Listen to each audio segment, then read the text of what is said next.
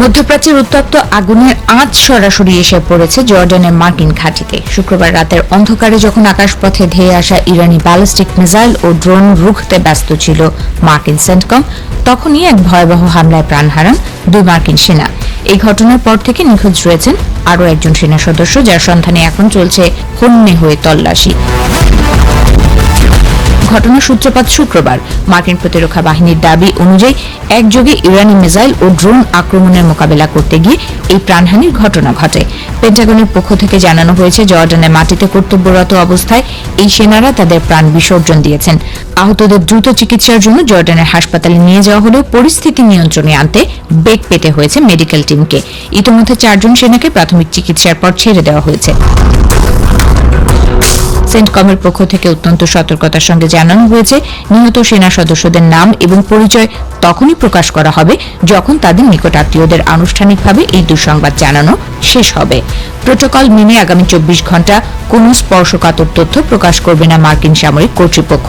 নিখোঁজ সেনার ভাগ্য কি তা নিয়ে যেমন একদিকে সংশয় তৈরি হয়েছে, অন্যদিকে নিহতদের পরিবারের আর্তনাদে আকাশ বাতাস যেন ভারী হয়ে উঠেছে।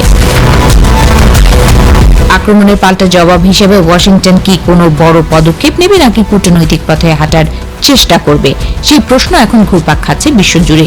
এর মধ্যে ইরানের সর্বোচ্চ নেতা মুস্তফা খামেনি এক হুঁশিয়ারি বার্তায় নতুন করে উত্তেজনা ছড়িয়ে দিয়েছেন। তিনি স্পষ্ট করে দিয়েছেন, যুক্তরাষ্ট্র যদি ইরানকে আক্রমণের লক্ষ্যবস্তু করা বন্ধ না করে তবে তাদের এমন কিছু কঠিন শিক্ষা দেওয়া হবে যা ইতিহাস কোনোদিন ভুলবে না। এক অদৃশ্য সুতোর ওপর ঝুলছে বর্তমানের বিশ্ব রাজনীতি। সামাজিক যোগাযোগ মাধ্যমে ছড়ানো খামেনির একটি বিবৃতি আরও উত্তাপ বাড়িয়েছে। তিনি মার্কিন প্রেসিডেন্ট ডোনাল্ড ট্রাম্পের স্বাক্ষর করা কোনো চুক্তিকেই আর আমল দিতে রাজি নন, বরং খোলাখুলিভাবে তিনি একে মূল্যহীন বলে অভিহিত করেছেন।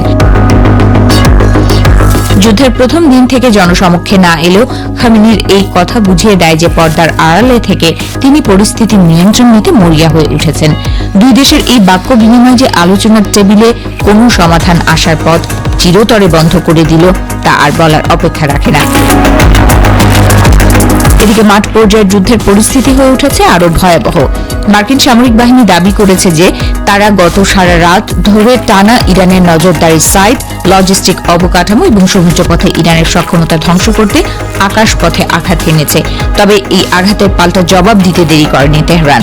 কুয়েত, ইরাক, বাহরাইন, জর্ডান এবং সৌদি আরবের মার্কিন সামরিক ঘাঁটিগুলো লক্ষ্য করে ইরানি রকেট বৃষ্টি কার্যত পুরো অঞ্চলকে রণক্ষেত্রে পরিণত করেছে। সবচেয়ে বড় ক্ষতির খবরটি এসেছে কুয়েত থেকে। সেখানে ইরানের একটি শক্তিশালী আঘাত সরাসরি এক পানি শোধনাগার এবং একটি গুরুত্বপূর্ণ তেল স্থাপনায় আঘাত করেছে, যার ফলে ওই অঞ্চলে জ্বালানি সরবরাহ এবং জীবনযাত্রায় বড় ধরনের বিপদের আশঙ্কা তৈরি হয়েছে।